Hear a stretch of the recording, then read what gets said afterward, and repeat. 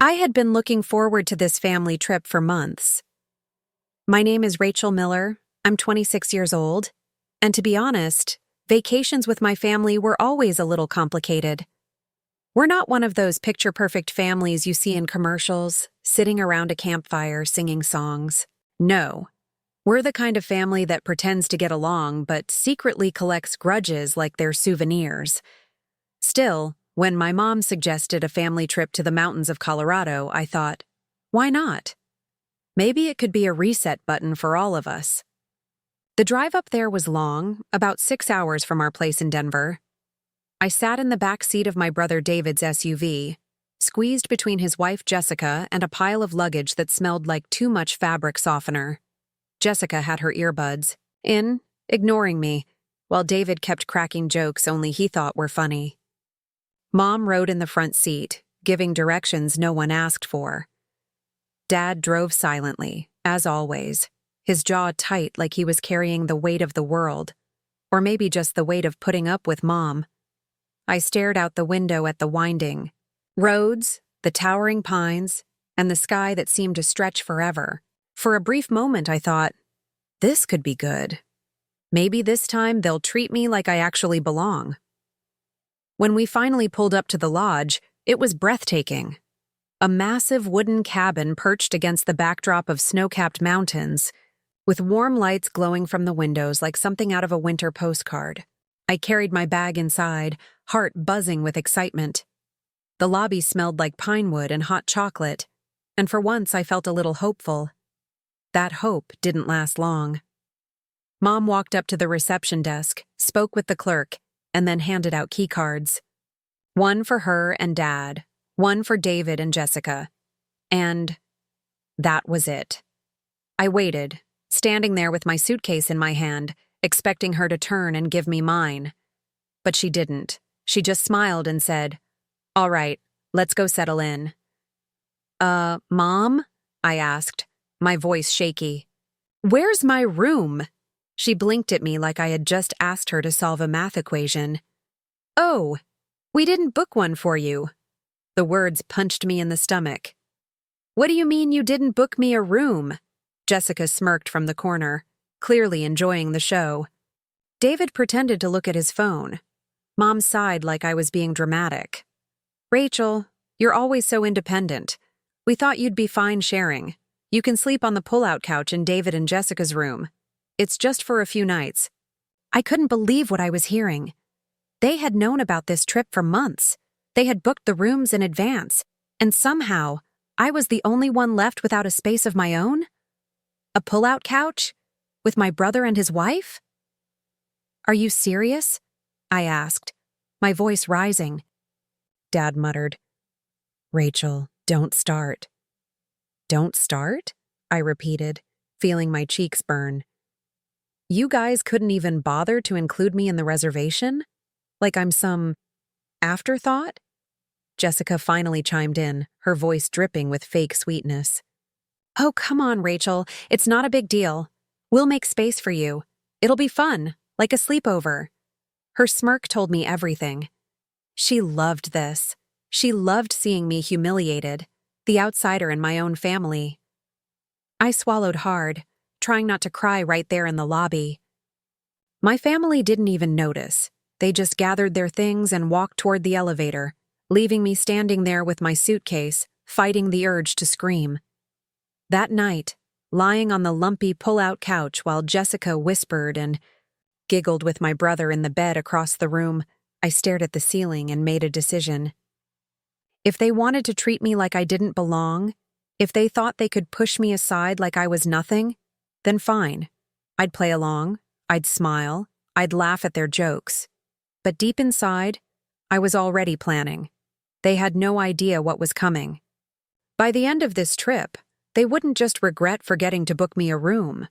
They would remember this vacation for the rest of their lives, because I was going to make sure of it.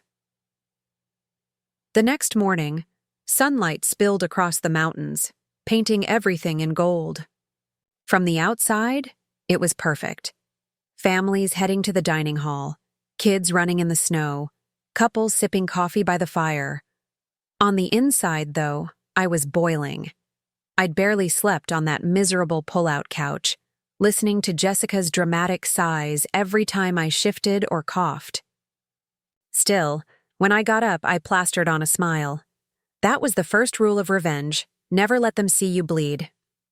"Morning," I said brightly, slipping into the dining hall where Mom, Dad, David, and Jessica were already seated at a big round table. Mom glanced up from her plate of waffles. "Morning, sweetheart. Sleep okay?" I wanted to laugh. Sleep okay? On a creaky couch with a blanket that smelled like bleach? But instead, I smiled and said, "Like a baby." Jessica snorted into her coffee, but I ignored her. I sat down, ordered my breakfast, and let them chatter. They talked about skiing, about visiting a nearby hot spring, about all the little activities planned for the week. Not once did anyone ask me what I wanted to do. I just sat there, nodding, sipping my coffee and filing every moment away in my mind. That's when it clicked. They didn't see me as part of the group. To them, I was filler, the extra piece that didn't quite fit. And honestly, maybe that had always been the case. Growing up, I was the middle child, sandwiched between David, the golden boy who could do no wrong, and my younger sister Emily, the baby who was spoiled rotten. Emily wasn't on this trip because she was too busy with college, which basically meant she didn't feel like coming. So that left me, the spare wheel. Fine. If they wanted to see me as an outsider, then I'd lean into it. But on my terms.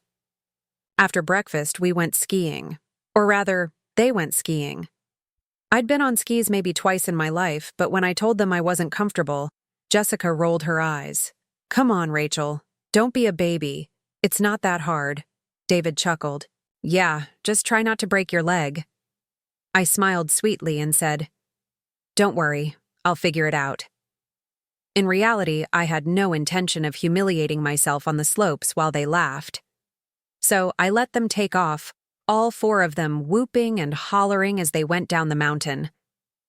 The moment they were out of sight, I turned and walked back toward the lodge. I wasn't interested in skiing. I was interested in planning. The lodge had this quiet little library on the second floor, overlooking the mountains. No one was in there, just rows of old books and a big stone fireplace. I settled into one of the armchairs with a notebook I'd grabbed from my bag, and I started writing. Not journaling, not venting, planning. Step by step, I listed ways I could shift the power back into my hands. Nothing violent, nothing criminal, just clever little moves that would dig under their skin, expose their hypocrisy, and leave them scrambling. I was going to remind them that I wasn't someone to push around. That night, after they came back sunburned and sore from the slopes, I listened to their stories with a smile. Jessica bragged about how fast she went. David teased me for missing all the fun. Mom talked about how proud she was of them. And me. I just nodded, sipped my wine, and said, "Sounds amazing. I'm glad you all had such a good time." But inside, I was already pulling the strings. My first move was small. Subtle. I accidentally booked a spa appointment for Jessica using the hotel's reservation app, under her name, scheduled for the same time as a dinner Mom had been planning for days. I knew Jessica would never skip a spa session, not when she could flaunt it on Instagram. Sure enough, when Mom's dinner rolled around, Jessica was nowhere to be found. Mom was furious, David was embarrassed, and Jessica came back 2 hours later smelling like lavender oil, acting clueless.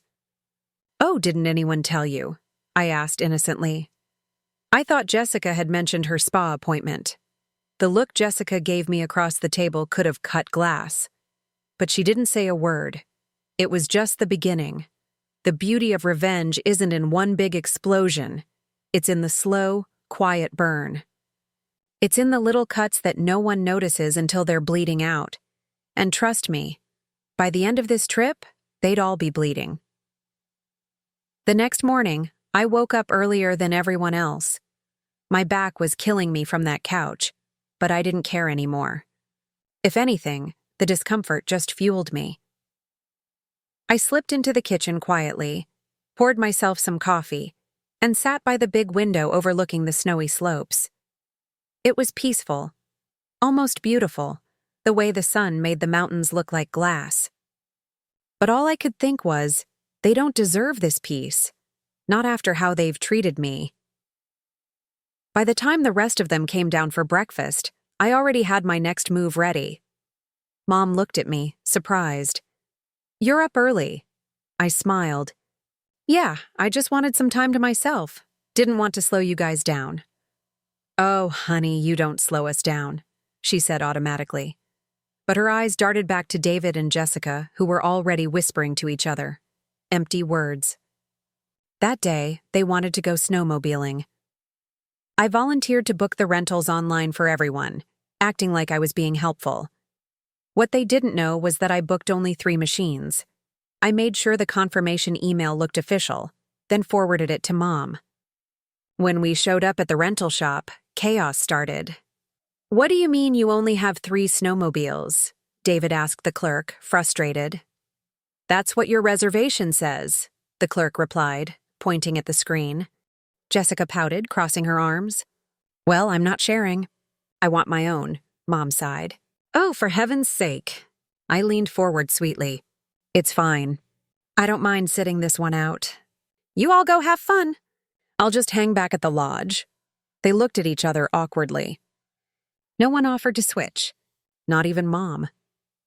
So off they went, and I was left alone. Except I wasn't sad or angry this time. I was smiling, because I had set the stage, and they had played their parts perfectly. Anyone watching would see it clearly. They were selfish. Later that night, at dinner, I stirred the pot a little more. The restaurant was packed, families everywhere, laughter echoing off the walls. Our table was by the window, lit with candles. David ordered a bottle of wine, trying to show off, and Jessica scrolled through her phone, barely listening to anyone. That's when I leaned toward Mom, lowering my voice just enough to sound like I didn't want to be overheard. "Hey, Mom, did you know Jessica skipped your dinner the other night for the spa?" I was kind of surprised. "She didn't even mention it to you?" Mom's fork clinked against her plate. Her face stiffened. Jessica's head snapped up. "What?" I widened my eyes innocently. "Oh, I thought you'd told her." My bad. The tension at the table was immediate. Mom didn't say anything, but her expression said it all. David shot me a sharp look, but I just sipped my water calmly. That was the thing about revenge. It wasn't about blowing up. It was about planting seeds, letting them grow into cracks that spread through everything. The cracks showed even more the next day. Jessica had been planning a big Instagram photo shoot by the lodge's frozen lake. She'd been talking about it for days, picking out outfits, practicing poses in the mirror. So I decided to add a little twist. When she wasn't looking, I borrowed her phone, just long enough to change the time on her alarm. Instead of waking up at 8 like she planned, it went off at 10:30. By the time she rushed out to the lake, flustered and frantic, the sun had already melted most of the frost. The lake looked dull, the lighting terrible. She shrieked at David, blaming him for not waking her up. He yelled back that it wasn't his job to babysit her. Mom tried to calm them down, but her patience was clearly running thin. And me? I just sat on the porch, sipping hot chocolate, watching the show unfold like live theater. Later that evening, when Jessica stormed off to her room, I followed quietly. She spun around, glaring at me. "You think you're clever, don't you?" she hissed. I tilted my head. "What are you talking about?" "Don't play dumb. I know it was you. The spa thing, the snowmobiles, the alarm." She jabbed a finger at me. "You're messing with me." I leaned closer, dropping the sweet act for just a second. "Maybe I am. Or maybe you're just falling apart on your own." Her face turned red, but she couldn't prove anything. That was the beauty of it. When I left her standing there, shaking with anger, I knew I had her exactly where I wanted her. But Jessica was just the beginning. My family had ignored me, underestimated me, and pushed me aside for too long. By the end of this trip, every single one of them would know what it felt like to be left out, dismissed, and humiliated. And I was only getting started. The next morning, I woke up with a strange sense of calm. Maybe it was the mountain air, or maybe it was the satisfaction of knowing that my plan was working. Piece by piece. Jessica was already sulking at the breakfast table, scrolling furiously through her phone, probably trying to edit her failed lake photos. David avoided eye contact, clearly tired of her complaints. Mom looked worn out, like the constant bickering was starting to get to her. Dad, of course, stayed out of it. He always did. I sat down with my coffee and said, "So, what's on the agenda today?" David muttered, skiing again. "Maybe tubing later?" "Sounds fun," I said, my voice cheerful. Inside, though, I was mapping out my next steps. It was time to widen the circle. If I only went after Jessica, the others might dismiss it as petty sibling rivalry. But if I could make cracks in all of them, Mom, Dad, David, then the whole family dynamic would shift, and that's exactly what I planned to do. On the slopes, I played clumsy. Not so much that I got hurt, but enough to slow them down. Every time I pretended to struggle with my skis, Mom had to stop, wave, and yell instructions. It drove David crazy. "Come on, Rachel, it's not rocket science," he shouted after I toppled over for the third time. I brushed snow off my jacket and gave him a sheepish smile. "Sorry, guess I'm just not a natural like you." Mom tried to defend me. "David, don't be rude." But I could see it, the irritation building in him, the frustration simmering in her. Two birds with one stone. By lunchtime, they were snapping at each other. David rolled his eyes every time Mom spoke. Mom criticized his tone. And Jessica sat in silence, glaring at me like I'd orchestrated the whole thing. Which, of course, I had. Later that night, I set my sights on Dad. He had this habit of keeping his wallet on the dresser in the master bedroom. He was proud of being the responsible one, always handling the bills, always reminding us to budget and be practical. So I slipped $50 out of his wallet and tucked it into Jessica's coat pocket. At dinner, when Dad realized the money was missing, he went pale. "Has anyone seen the cash I left out?" Jessica immediately shot back. "Why are you looking at me?" Dad frowned. "Because you're always buying things. You spent a fortune on that spa yesterday." Jessica gasped, offended. "Are you serious? You think I stole from you?" "Then where is it?" he demanded. The argument blew up right there in the restaurant, loud enough that people turned their heads. Mom tried to hush them. David groaned, and Jessica stormed out, yelling that she wasn't a thief. And me? I just sat there, calmly sipping my soup, looking like the innocent bystander caught in the middle of their chaos. The cracks were spreading faster now. The next day, I went for something bigger. We had reservations for a sleigh ride through the snowy trails, something Mom had been looking forward to for weeks. I accidentally called the company earlier that morning and canceled, pretending to be her. When we arrived that evening, dressed warmly and buzzing with excitement, the driver shook his head. "Sorry, your reservation was canceled. We don't have any spots left tonight." Mom's face fell. "What?" "No, I spoke with someone this morning," the driver said firmly. "A woman. Said her name was Mary." Mom turned to Dad, then David, then me. Her cheeks flushed with embarrassment as families behind us stared. I don't understand," David groaned. "Unbelievable. You probably mixed up the times, Mom." That hit her hard. She snapped at him. "Don't talk to me like that." The whole evening was ruined. We ended up trudging back to the lodge in silence, the air so thick with tension you could cut it with a knife. That night, lying on the lumpy couch again, I smiled to myself. Piece by piece, I was dismantling the picture-perfect family vacation they had imagined. They had excluded me, pushed me aside, treated me like a burden. And now, I was showing them exactly how it felt to be the unwanted one, the outsider who ruins the plans, who makes everything harder, who never quite fits. But I wasn't finished. Not even close. The best revenge isn't just making someone miserable. It's making them see themselves in the misery, making them realize they created the problem in the first place. And by the time this trip was over, they would see everything. By the 5th day of the trip, The cracks I had carved into my family were no longer small.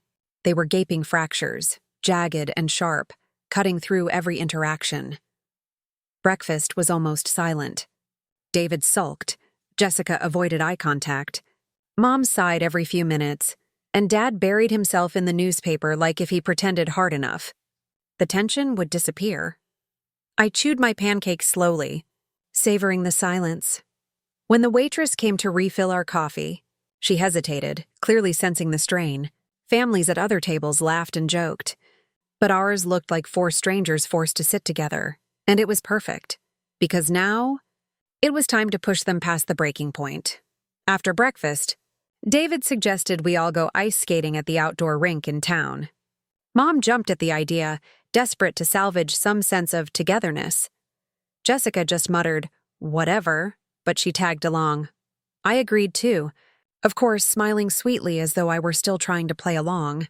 At the rink, families glided across the ice, holding hands, laughing as they wobbled. We, on the other hand, looked like a disaster. David skated circles, showing off, while Jessica clung to the railing and snapped at him when he teased her. Mom kept trying to take group photos, insisting, "Come on, smile." But every photo looked forced, everyone's smiles brittle and fake. That's when I decided to nudge things along. When Jessica finally let go of the railing, I accidentally skated too close and brushed her arm. She wobbled, flailed, and then, smack, landed hard on the ice. Gasps echoed around the rink. Jessica scrambled up, cheeks burning red. "You did that on purpose!" she shrieked, pointing at me. I widened my eyes. "What? Jess, it was an accident." David rushed over. "God, Rachel, you can't even skate without causing drama." Mom tried to calm them, but Jessica stormed off the rink, furious, muttering curses under her breath. The best part? Nobody could prove anything. It looked like clumsy Rachel had made yet another mistake. But Jessica knew. I could see it in her eyes when she glared at me across the hot chocolate stand afterward. She knew, and it was driving her insane that she couldn't call me out without sounding paranoid. That night, things got even better. The lodge hosted a karaoke night in the lounge. Families and couples crowded around the small stage, cheering and laughing. David, ever the show-off, signed up immediately, dragging Jessica with him. They picked a duet, something upbeat, something that made them look like the perfect couple. But while they sang, I slipped over to the sound booth, where the staff had left the playlist open on a tablet. It only took a few taps. Mid-song, just as David tried to hit a high note, the track cut out, replaced with a slow, awkward country ballad about heartbreak. The audience burst into laughter. David froze, Jessica's face went crimson, and they both stumbled off the stage humiliated. I clapped the loudest, smiling sweetly when David's eyes narrowed at me. The tension carried back to our rooms. Jessica threw her coat on the floor. "I swear to God she's doing this, all of it. The spa, the snowmobiles, the sleigh ride, the skating." "Jess, stop," David snapped. "Not everything is about Rachel." "Yes, it is," she shouted. "She's sabotaging us." Mom rubbed her temples. "Please, both of you, I can't take this anymore." Dad finally spoke, voice firm. "Enough. We're supposed to be a family.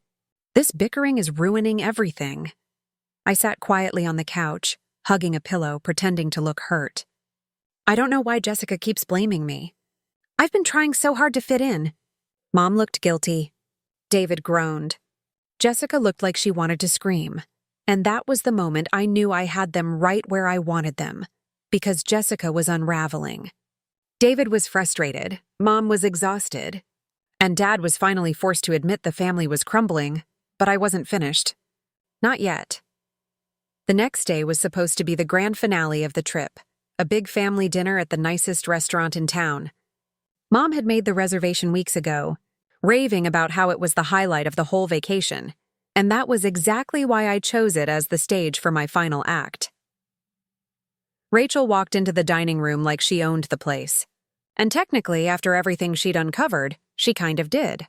The long oak table was polished to a shine, the chandelier glowing warm over the spread of food that must have cost a fortune. Roast lamb, garlic mashed potatoes, fine wine, Everything looked perfect. Except Rachel knew tonight wasn't about the food. Tonight was about the truth. Her sister Emily was already there, laughing with their parents like nothing had happened. She didn't even glance at Rachel when she walked in, just kept sipping her glass of wine. Rachel forced a smile and sat down. Her father cleared his throat. "Well, it's good to see the family together again. It's been too long." Rachel picked up her fork, tapping it gently against the plate. "Yeah, too long. And I think it's time we catch up properly." Emily rolled her eyes. "Oh, here we go. Rachel, can we just eat without drama for once?" Rachel leaned back in her chair, calm but sharp. "Funny you say that, Em, because you've been dining on secrets behind everyone's back. But don't worry. I brought the receipts." The room went silent. Her mother's fork froze midair. Her father frowned, confused. Emily's face went pale. Rachel reached into her bag and pulled out a small folder. She laid it on the table like it was a winning poker hand.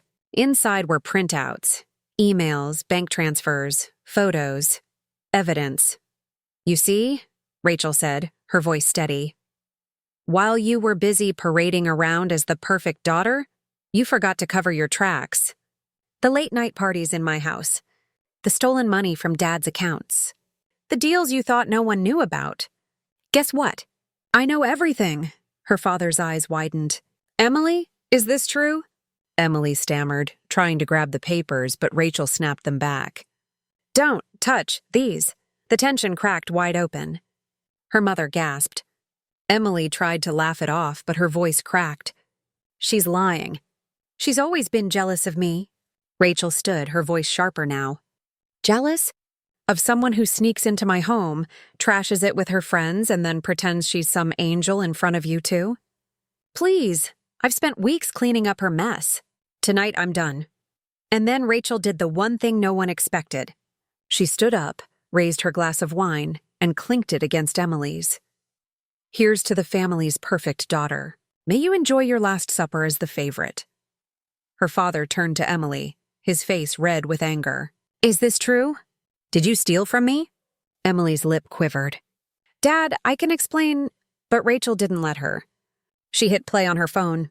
The sound of Emily's voice filled the room. A recording of her bragging to her friends about taking the money and mocking Rachel's so-called boring life. The betrayal was undeniable. Her mother covered her mouth in shock. Her father pushed his chair back, shaking his head. "I can't believe this." Rachel set the phone down and looked right at her sister. "You thought you could humiliate me in my own house? Tonight you're the one exposed." Emily's face went red, her mask completely gone. She slammed her napkin on the table and stormed out, but the damage was already done. The family dinner was ruined, not by Rachel, but by Emily's lies finally dragged into the light. Rachel sat back down, calm again, almost peaceful. She picked up her fork and finally took a bite of the lamb. "Tender," she said softly, almost to herself. "Shame the company isn't as good." Her parents sat in silence, stunned. For once, Rachel didn't feel small, ignored, or overshadowed. She felt heard. She felt powerful. Tonight wasn't just dinner. Tonight was justice served.